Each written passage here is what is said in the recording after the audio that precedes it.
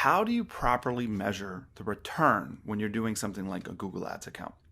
Anytime you set up a new campaign, especially when you create an ad campaign like Google or Facebook ads, you need to make sure that you measure and properly track your campaign performance. So here are the top 5 KPIs that I want you to track. Number 1, total marketing cost. The total marketing cost means how much you spent on the ads and any tools or labor, whether it's internal labor or you hire an agency. All of that cost together is your total marketing cost. Then KPI number 2 is the total number of leads generated. So form fills, phone calls, appointments, conversations, whatever the campaign goal is, measure all of those leads. The third thing I want you to measure is how many appointments or bids from that campaign. So depending on your process, it may be appointments, it may be bids, maybe both, but measure that. Number 4 is the number of deals closed.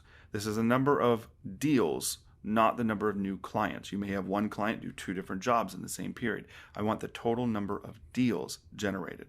And the 5th and final KPI is the total amount of revenue that you generated. Now, the cool thing is, from just those 5 data points, you can get a lot more information.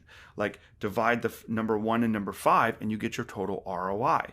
You can also take a look at the lead to appointment and you can see what your appointment ratio is. You can also look at your appointment to close deals and see what your sales close ratio is. And finally, you can look at the amount of deals and the amount of revenue and figure out what your average deal size is. And there's a bunch more hidden in there too. So measure those 5 KPIs. They're the most important ones for any marketing campaign.